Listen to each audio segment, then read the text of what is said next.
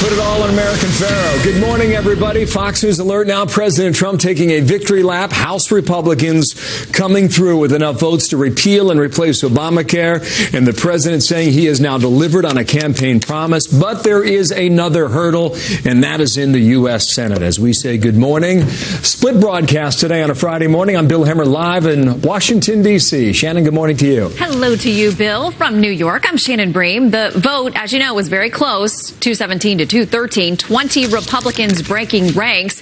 President Trump savoring the big win in the Rose Garden. As far as I'm concerned, your premiums, they're going to start to come down. We're going to get this passed through the Senate. I feel so confident. This is a great plan.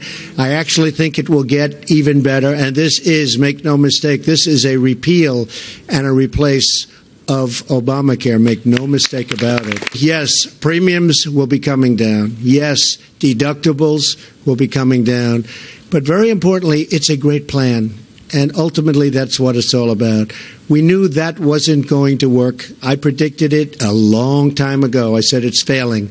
And now it's obvious that it's failing. It's dead. It's essentially dead. This has really brought the Republican Party together. As much as we've come up with a really incredible health care plan, this has brought the Republican Party together. Chief White House correspondent John Roberts is live on a very rainy, stormy morning on the North Lawn. Good morning to you, John. Shannon, good morning to you. You know, this president would never admit to taking a day off, but he's in Bedminster, New Jersey this morning at his golf course. He's got no public events on the schedule, but let me see if I can go out on a limb here and predict that he likely won't be playing golf today because the weather there in New York is going to be equally as bad as it is here in Washington, D.C. at the White House, where we've had a torrential downpour going on now for the better part of an hour. The president, though, is sort of basking in the afterglow of his first big legislative victory, getting his plan to repeal and replace Obamacare through the House. A lot of heavy lifting ahead in the Senate, though. Likely the bill is going to go through some substantial changes. Meeting last night in New York City with the Prime Minister of Australia, Malcolm Turnbull, the president sounded an optimistic note. Listen here. I think we'll get it through. The Republicans are very united, like seldom before. I mean, you see that today. The Republicans came together all of a sudden 2 days ago. It was like magic. They just came together. They're very, very united. Every group, from Freedom Caucus to Tuesday to every single group. It's likely going to take some time, though, to get that through the Senate. Senator Bill Cassidy from Louisiana, who is also a doctor, said yesterday it will likely take some weeks before it gets to the floor of the Senate, which, Shannon, would really push this idea of getting tax reform done by August back further in the schedule. They really kind of have to wait as well until the negotiations for FY18 are well underway. So I would think maybe late September, October might be the window for tax reform to happen, Shannon. Couldn't be a busy summer. All right. John, the president's getting praise from Bernie Sanders over health care. Do tell. Praise of a sort, I guess you could say, Shannon. It's certainly not for the health care bill that passed the House yesterday. It was praise for something that the president said as he was beginning that bilateral meeting with Prime Minister Turnbull about Australia's health care system. Listen here. I shouldn't say this to our great gentleman and my friend from Australia, because you have better health care than we do. But we're going to have great health care very soon. See, the catch here is, though, that Australia, very much like Canada, has a single-payer universal health care system, which prompted Bernie Sanders to tweet last night, quote, "Thank you, Mr. Trump, for admitting that universal health care is the better way to go. I'll be sure to quote you on the floor of the Senate." As for the relationship between the two leaders, the United States and Australia, President Trump insisted last night that it is on a solid footing. The two of them are friends, saying that the media was way overblown in its descriptions of the phone call that he had with Prime Minister Turnbull back on January the 28th, though the president did allow last night, when he was describing that in his speech before the U.S.-Australia Commission at the USS Intrepid as they commemorated the 75th anniversary of the Battle of the Coral Sea, that phone call did get testy from time to time, but they're both adults and they can take it. Shannon? They seemed very congenial last night. All right, don't get washed away there, John. All right. Thanks so much, Bill. Shannon, there was plenty of a reaction the day after. Newt Gingrich parsed it this way late last night. They hit a wall. They backed up. They tried a second time, and they knew they were going to hit the wall, so they didn't take the vote. They kept working. They kept talking. Trump kept talking to people as late as yesterday, individually, developing amendments, thinking things through. The art of the deal, come to Washington, D.C. The president would never back off. He would never give up. Chris Steyerwalt, Charlie Hurt, ready for battle here in Washington, D.C., where it is dry on the inside. Gentlemen, nice to see you both. In the spirit of Stephen Colbert, Charlie Hurt's headline from the Washington Times, Republicans eat another crap sandwich. Is that with mayonnaise? What's up with that, Charlie? You've had a big week. I've never seen a crap sandwich, but it has to be made with bread, so that doesn't mean that it's all crap. There has to be something good in there. And there were some good things in this. This was an accomplishment for President Trump. This is what he said he would do. There are also some huge savings in here, the likes of which we haven't seen in probably 10 years. But the problem is that this is the first time Republicans have gone on record to say, yes, we want nationalized health care. Right. And that is a really big deal. I don't know how President Obama isn't sort of, he ought to be clapping himself on the back. His legacy's intact. We've all agreed this is how we're going forward. And I also think that it sets up for a real problem for Republicans, because now they kind of own it. And they can't campaign against Obamacare anymore. What kind of a sandwich is it?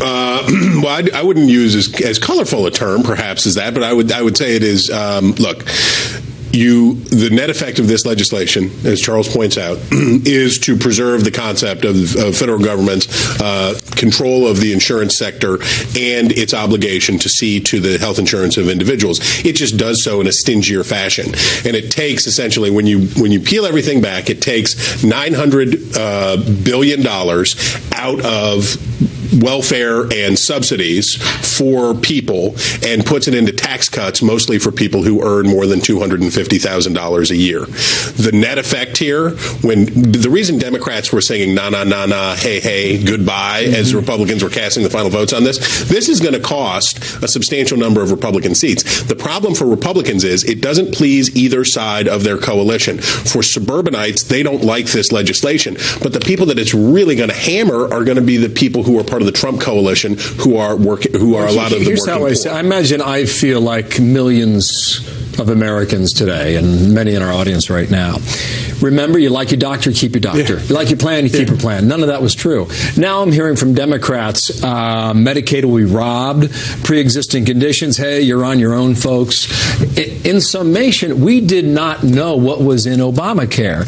Do we have a good idea as to what is in this? We have a better idea what's in this because of course, as Nancy Pelosi said, they had to pass the bill in order to read the bill for Obamacare. But the problem will be in all of those particulars, because who's really ever going to be very satisfied with it? Nobody likes their insurance companies. Nobody likes Obamacare, and I suspect very few people are going to like this plan either. And so if you don't like the post office, if you don't like the VA, you're going to be complaining about this, and Republicans are going to be running into that. What do you think this does for 1600 Pennsylvania Avenue? What does it do for President Trump? It demonstrates, to the good, it demonstrates that he is starting to understand how the legislative process works, and he now has some experience in doing this, and he can say, okay, I got my first building built. It's not a nice one. And that's because they took 3 cracks at it, right, and they were successful. He's got a duplex in Yonkers now. The question is, can he turn that into Park Avenue? Can he figure out a way to take this and build into something else? The Senate is going to slaughter this legislation. And actually, many in the House, Bill, hope that he will, or hope that the Senate will. Many of the people who voted for if you want to know how bad of a bill this is, many of the people voting for it in the House hope that the Senate kills it and replaces it with something less terrible. Further summation, could they have afforded not to act on this? Well, they had to do something, but I still would say that for Republicans, the best outcome is that it gets slaughtered in the Senate, and then there's some intractable fight happens, and it falls apart, because that means that that we don't have Republican Obamacare. But it also means that Donald Trump and Republicans can run on the fact that no Democrats are lifting a single finger to try to clean up the mess that they made, and that's a powerful political point. on it already. Last word, Chris. It's going to be a long time. We've CBO score still to come. All of this still to come. The idea that there's momentum now needs to be balanced with the fact that you and Shannon were talking about earlier. We have weeks and weeks and weeks and weeks of stuff that has to take place before we get to the Senate even being serious about this. So take your time. Nice to see both of you, and I know what's on the menu for Charlie this weekend. Thank you, Chris. As we said earlier, the debate far from over. Former House Speaker Newt Gingrich coming up. He'll lay out what happens next. That's coming up live here on America's Newsroom out of Washington, D.C. 10 minutes past. And U.S. job growth showing signs of recovery. This morning, the Labor Department released its monthly jobs report showing 211,000 jobs added in April. That beats the estimates they had out there. It comes as the jobless rate also unexpectedly falls to 4.4%, the lowest rate in more than 10 years, giving some reassurance that economic snapshot shows we're getting better after weak numbers in March. And Bill, you know that's what this president ran on, was about being a guy who could turn around the economy. Yeah, it was issue number one. We'll see what the market does in 20 minutes, too, Shannon, coming up here at 9:30. As Chris Stirewalt mentioned, as he often does, House Speaker Paul Ryan saying it's a little premature to pop the champagne. Watch. Today was a big day, but it is just one step in this process, an important step. We still have a lot of work to do to get this signed into law. And I know that our friends over in the Senate are eager to get to work. They are. So what does the Senate do when they get a hold of this bill? There was already reaction on that. Congressman Sean Duffy will talk about the political fallout live. Coming up next, Shannon. Plus, Democrats sounding the alarm. Leaders there saying people are actually going to die because of the bill that got passed yesterday. Is it over the top? Our panel will debate. And another PR nightmare brewing over a major airline. Why a whole family was booted off their flight. What Delta Airlines is saying about that today. Okay. So my kid, so my wife's, we're going to be in jail, and my kids are going to be what? It's a federal offense if you don't abide by it. I bought that seat.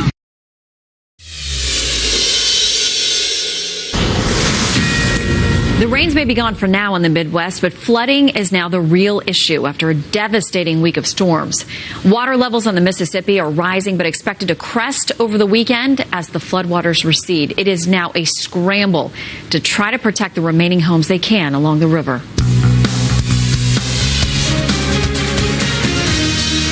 Republicans are committed to keeping our promise to lift the burden of Obamacare from the American people and put in place a better, more patient-centered system. Wow. House Speaker Paul Ryan, the Rose Garden yesterday, talking about the road ahead. Now it is up to the U.S. Senate, where Republicans say they will write their own version of this bill. Remember, they only need 51 votes in the Senate to pass it. Republican Sean Duffy voted for it. On the House side, he's live now in his home state of Wisconsin. And, sir, thank you for your time today and for being back with us. Here was the serenade on behalf of your Democratic colleagues after the vote on the floor of the House.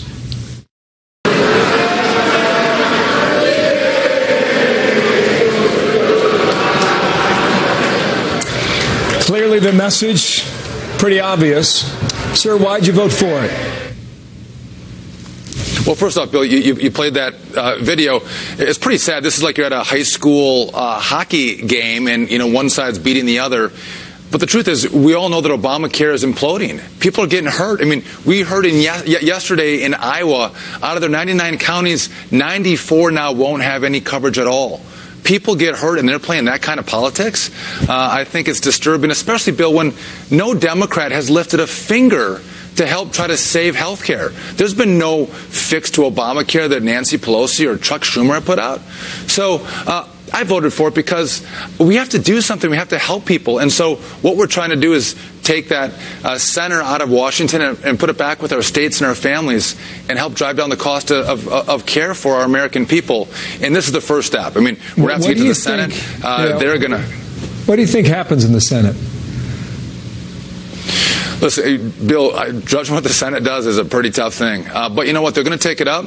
I hope they move fast because time is of the essence. And they're going to make changes. They're going to tweak it. They're going to put their fingerprints on it.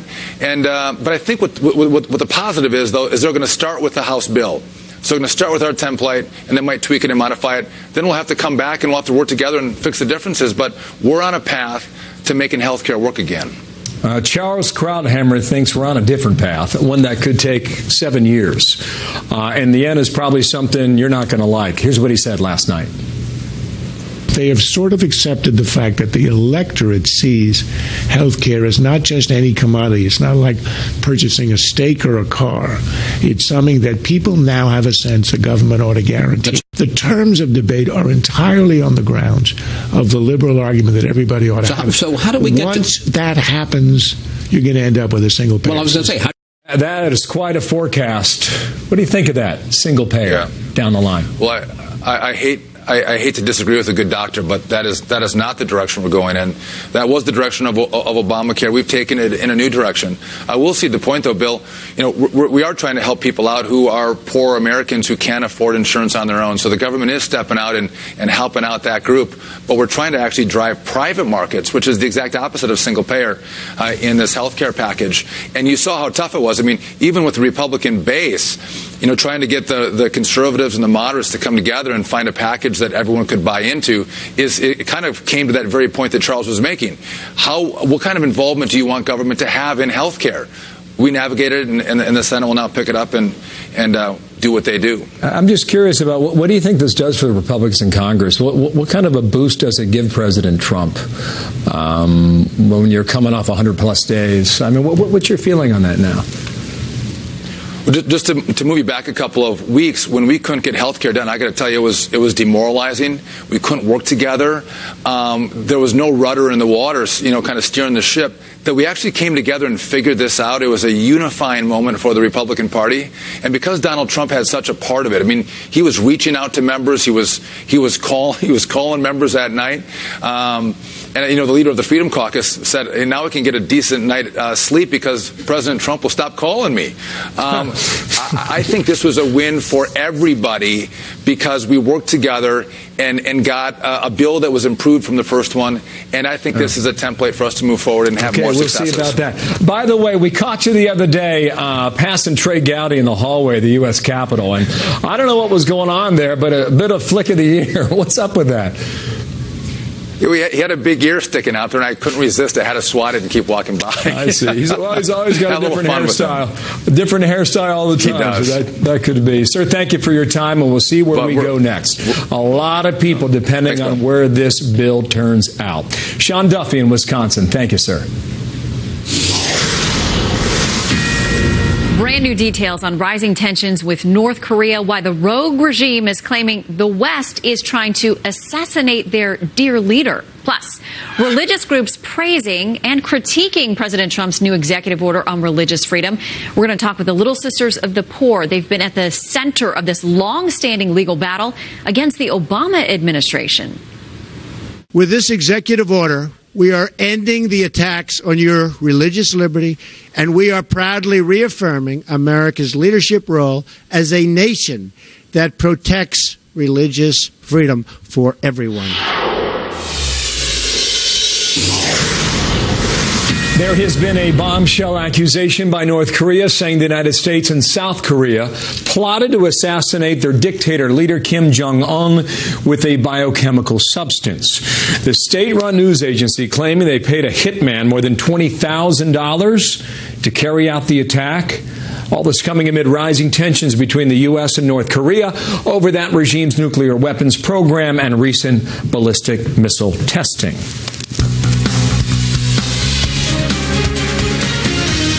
We know all too well the attacks against the Little Sisters of the Poor. Incredible nuns who care for the sick, the elderly, and the forgotten. Where are they, by the way? Where are they? Could you stand, sister? Stand. Come on up here, sister. Come on up. I want you to know that your long ordeal will soon be over.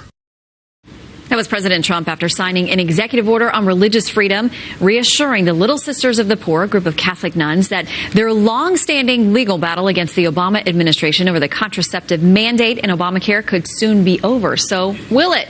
Joining us now, Lori Wyndham, senior counsel at the Becket Fund, which fights for religious freedom for all denominations and faiths, and Sister Constance Viet, communications director for the Little Sisters of the Poor. Good to see you both today. Good morning. Thanks for having us. We've talked about this case for years together.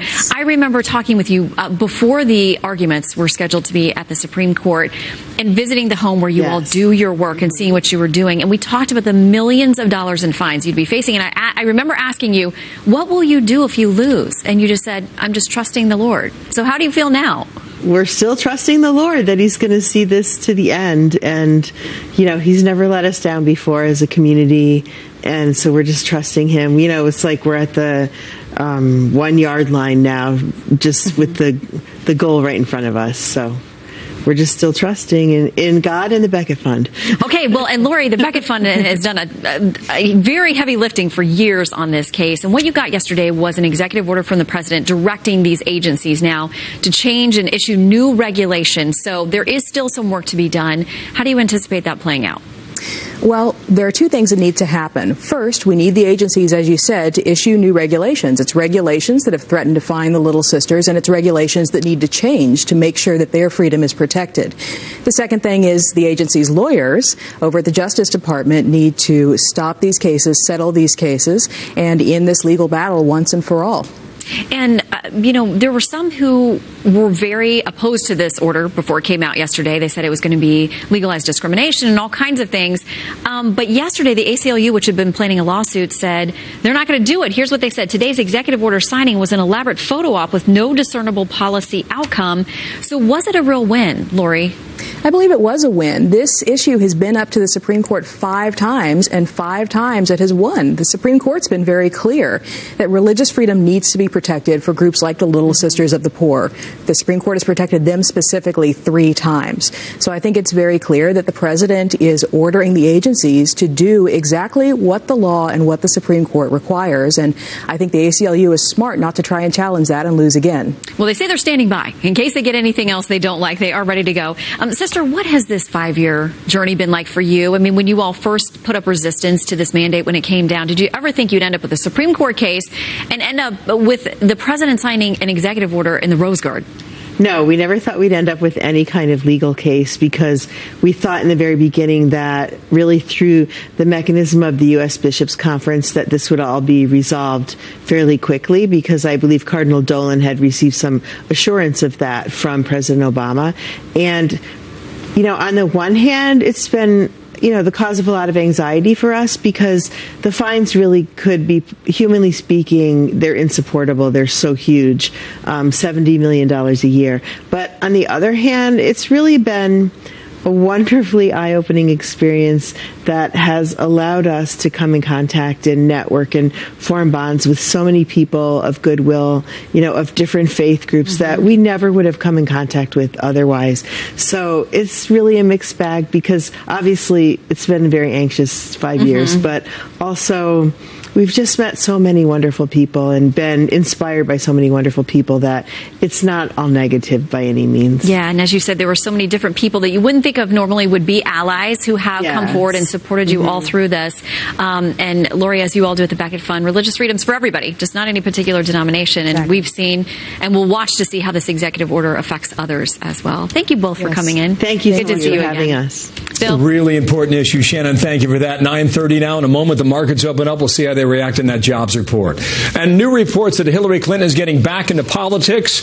The new group the former candidate is forming, all to take aim at the White House and President Trump. Details on that. Plus, are Democrats in full meltdown mode over health care? Vintage Nancy Pelosi on the floor of the House after the vote yesterday.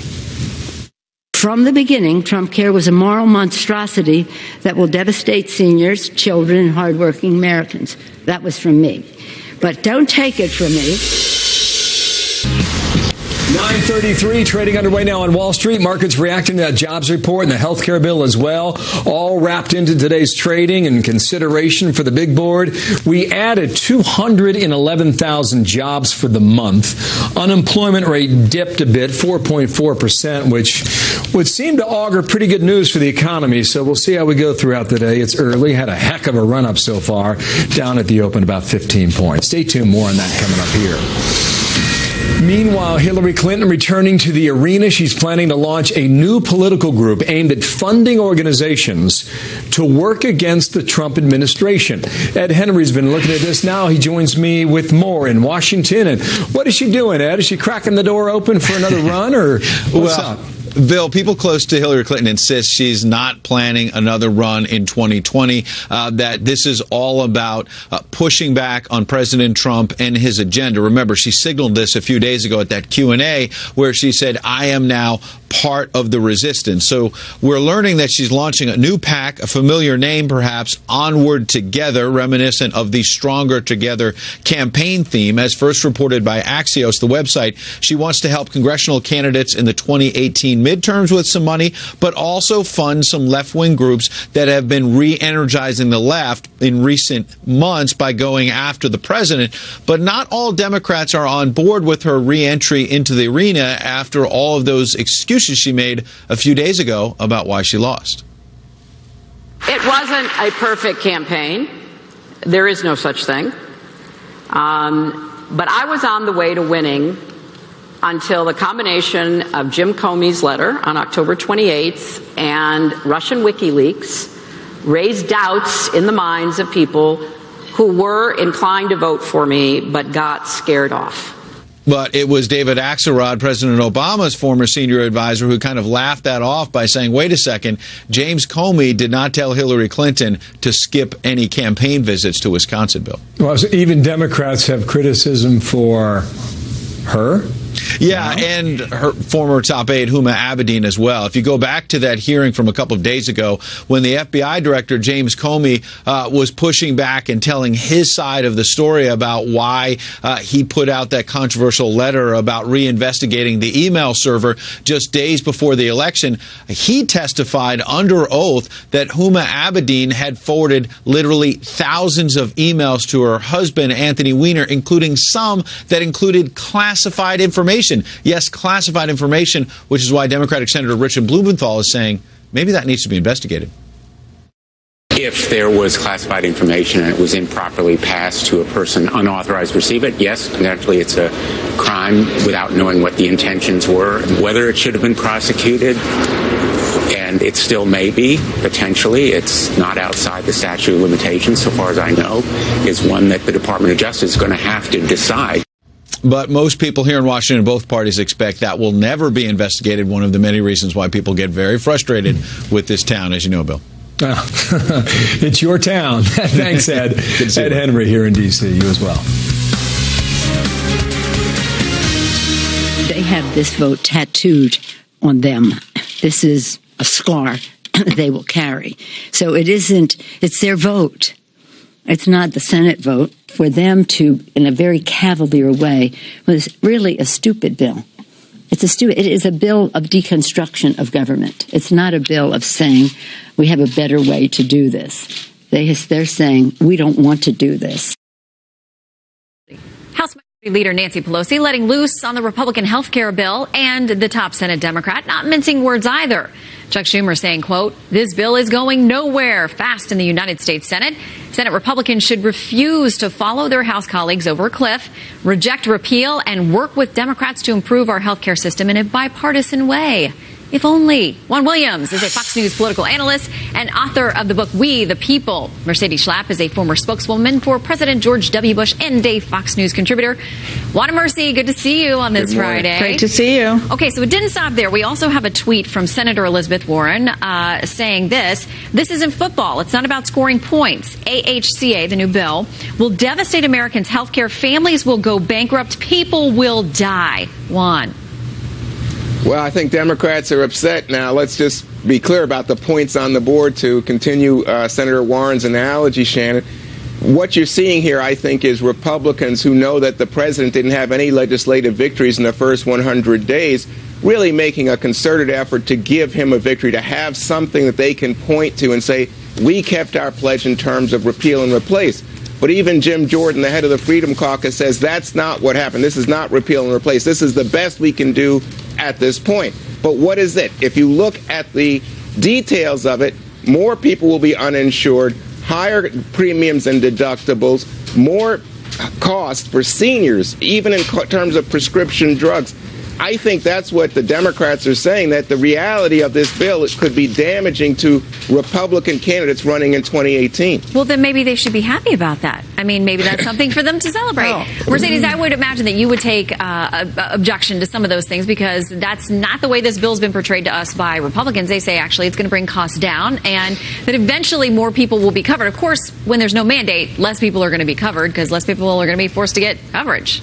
Right, but what are we experiencing right now? The Democrats have been part of the problem and not part of the solution. They're not willing to fix the failing Obamacare, as we've heard so many times, like the Aetna CEO basically saying that Obamacare, it's in a death spiral.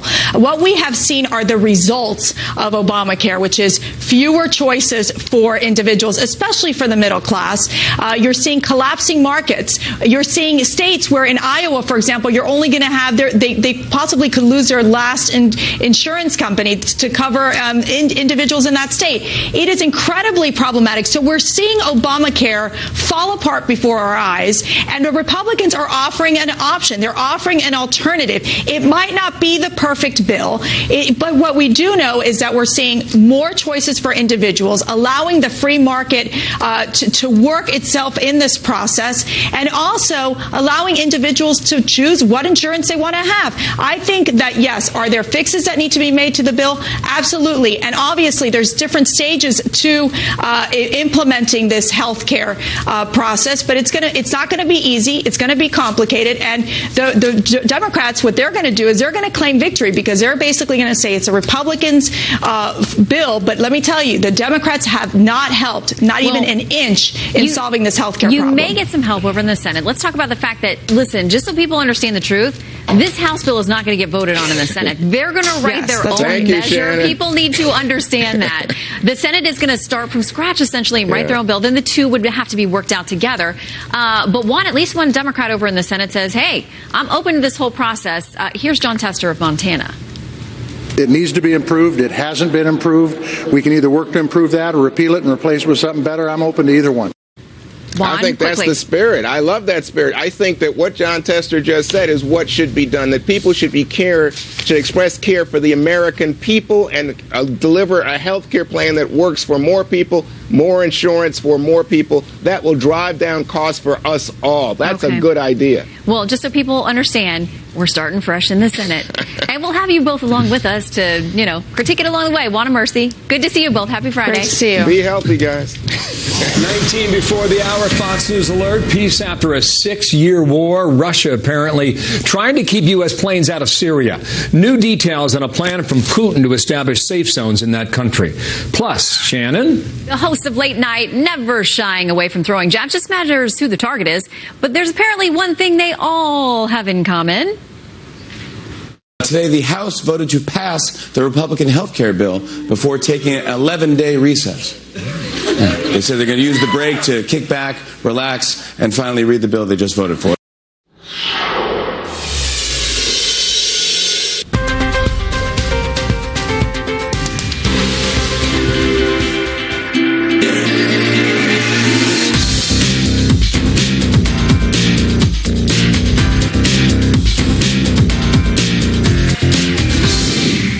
Welcome to Destination Health, your guide to wellness. A deviated septum is a nasal condition. The passages called the septum is displaced, making one passage smaller than the other. A deviated septum can be something you are born with, or you can get one after injuring your nose. It can cause difficulty breathing through one side of your nose, nosebleeds, noisy breathing when sleeping, dry mouth, and congestion. You should see a doctor if any of these symptoms become severe or have a negative impact on your livelihood. To treat a deviated septum, you can try decongestants to reduce swelling and allow better airflow, antihistamines, or nasal steroid sprays. None of this will fix a deviated septum, but they can provide some relief. Make sure you speak with your doctor before you try any of these suggestions. A deviated septum can only be corrected through a surgery called septoplasty. It's an outpatient procedure that can be done with either local or general anesthesia. Helping you navigate your way to a better health, I'm Dr. Manny, Fox News.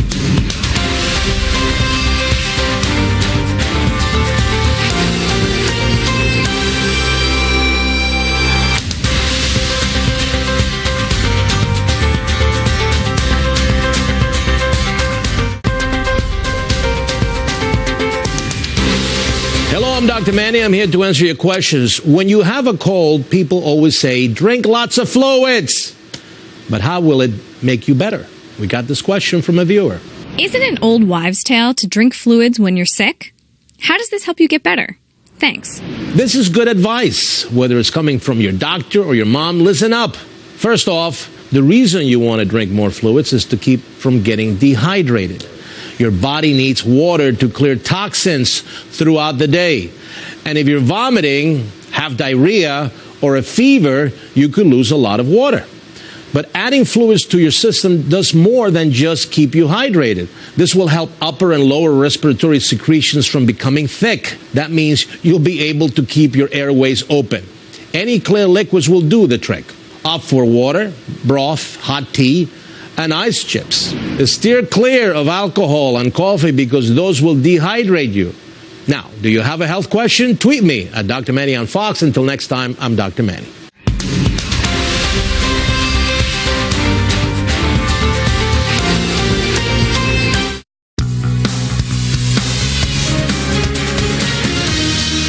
We cannot have the two greatest nuclear powers in the world cannot have this kind of relationship. We have to change it.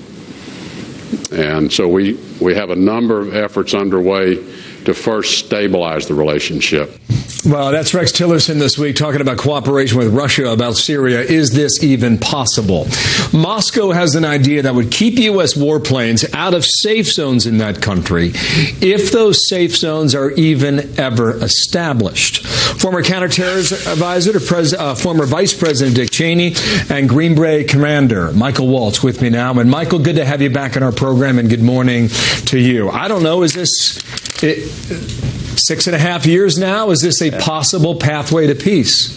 Well, Bill, to say that I'm a skeptic of this idea would be the understatement of the day. Look who we would have enforcing these safe zones, or what they're being called in Russia, de-escalation zones.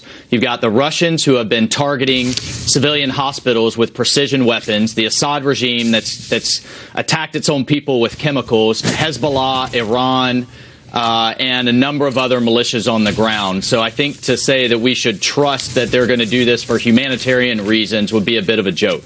Go ahead. Sorry. When the president and Vladimir Putin spoke the other day, the Kremlin characterized the phone call as very good. That would seem to indicate at least they had a positive conversation. Well, so the Kremlin also said that the president had agreed to these zones, and the White House had a very different readout and said, no, they were discussed, but no agreement was made. So I think what we're seeing here is the agenda at play is very tactical, in that the Assad regime and the Russians want to freeze fighting in certain areas so that they can concentrate in other areas. And of note, the opposition forces, the rebels on the ground, walked out of these meetings when these zones were announced. So I don't see anyone coming to agreement anytime soon. And, I do think, though, that the safe zone concept could be helpful in moving towards peace in Syria. But the U.S. is going to have to take leadership. We're going to have to create a place that refugees can flow back from Europe and that can have a safe place to go that's protected by a neutral arbiter, not by the Iranians and the Russians. Why has it taken so long to even move on this topic? I mean, it's been out there for several years. No one's done it. Why not? Frankly, because the Obama administration didn't want to lead on this issue. They didn't want U.S. fighters having to enforce these zones. They would be very difficult to do logistically, and we just saw a complete lack of leadership from the Obama regime. Both Hillary Clinton and President Trump said this is something we should do on the campaign trail. And I think that's something that we should move forward with in the right way. But we can't have the Russians and the Assad regime taking the lead on it. It's just not credible. When you have a new administration now, and you just heard Rex Tillerson there, and you have a new president who apparently wants to do something about this, does that give you hope that things could change? Well, it does. I mean, the Pentagon has put forth the strategy. Remember, there's two wars being fought in Syria right now, one against ISIS, and we're going to prioritize that effort. But we're never going to be able to stabilize the entire country without dealing with the Assad regime. Now, that may mean that there's a new leader in place, even if you have the old regime under Russian influence. But I think eventually we're going to move towards a political solution that will look something like what we have in Lebanon, where you have the various factions and a rotating government. But we're not going to get there until the military environment on the ground changes. And everyone is jockeying right now for influence to lead into those negotiations. I think we can all agree on that. Michael, thank you for your time today. Good analysis there. Michael Waltz from New York. Thank you, sir. Thanks, Bill. Shannon, what's next? Well, Bill, Susan Rice, as you may have heard, is refusing to go before the Senate to answer questions. Why President Obama's former national security advisor will not testify about unmasking surveillance reports and what it all means for the ongoing investigations. Plus, more trouble in the skies. This time it's Delta facing backlash over pulling a family off a flight after they refused to give up the paid seat for their 2-year-old son. Okay. So my kid, so my wife, we're going to be in jail and my kids are going to be what? It's a federal offense if you don't abide by it. I bought that seat. A win for repeal and replace. But will the bill really save America money? Plus, what both parties can agree on. President Trump tells Eric on the next Cost of Freedom.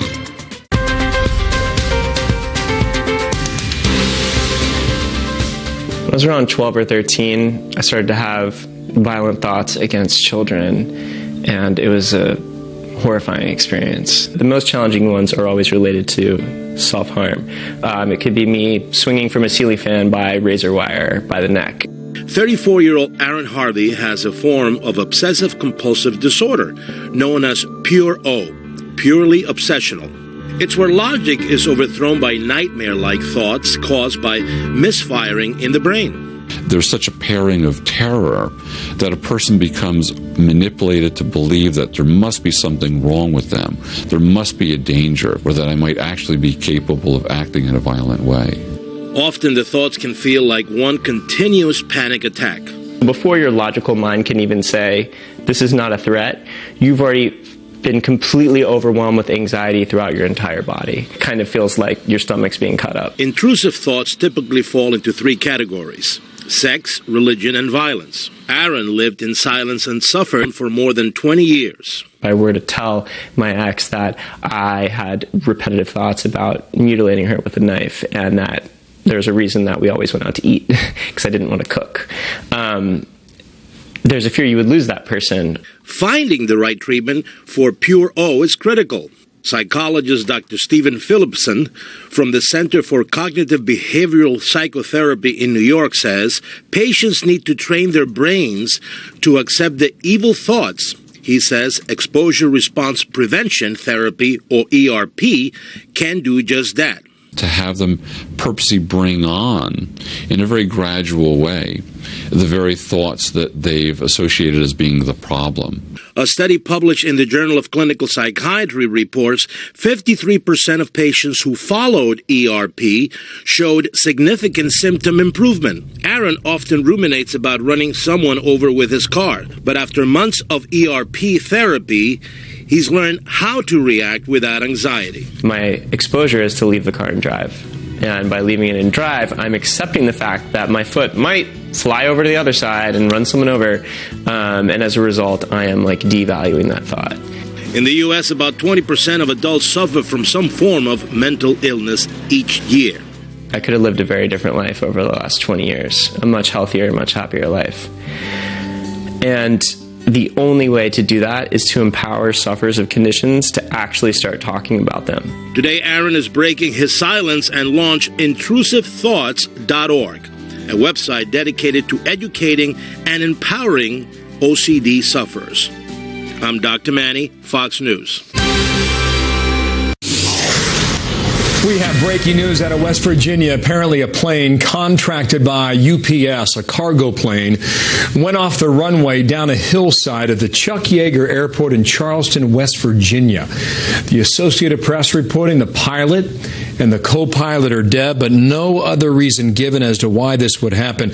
Apparently, it took off at 5:43 a.m. Eastern Time, and there had been some bad weather moving through the area, but as to whether or not that had anything to do with this, we do not know. So, difficult terrain to negotiate is what we are told by those at the airport through a spokesman, Mike Plant there. Charleston, West Virginia, 2 dead there today. Well, yet another commercial airline facing backlash. This time, Delta is under fire after kicking a family with a toddler off an overbooked flight after they refused to give up their seats. They were even threatened with jail. The whole argument was caught on camera. It's going to be a federal offense, and then you and your wife will be in jail, and your kids will be. Okay. So my kid, so my wife, we're going to be in jail, and my kids are going to be what? It's a federal offense if you don't abide by it. I bought that seat. William Longinus joins us live now from Los Angeles. It looks like it's Delta's turn to be in the PR nightmare. William? Right before the bar of public opinion, you are going to jail and we will put your children in foster care if you don't give up the seat. That was the threat that Brian Scheer, his wife, 1- and 2-year-old, got from Delta after the airline oversold a red-eye from Hawaii to L.A. So Delta wanted one of the toddler's seat for another passenger. Scheer had paid for all 4 seats, although one ticket was in the name of his oldest son, who took an earlier flight. Well, when Scheer refused, Delta said, according to federal regs, that 2-year-old could not travel in the car seat. With him being 2, he cannot sit in the car seat.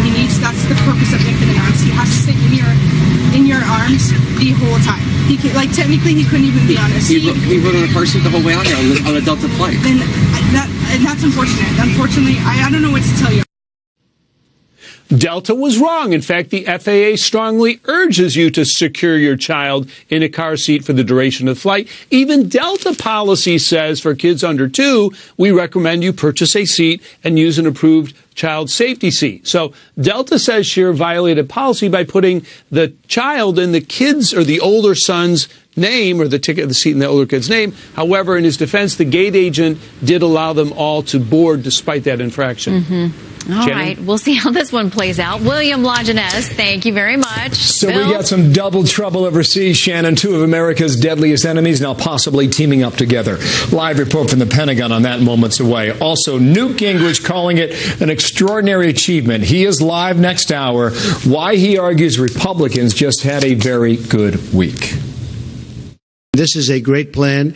I actually think it will get even better. And this is, make no mistake, this is a repeal and a replace of Obamacare. Make no mistake about it.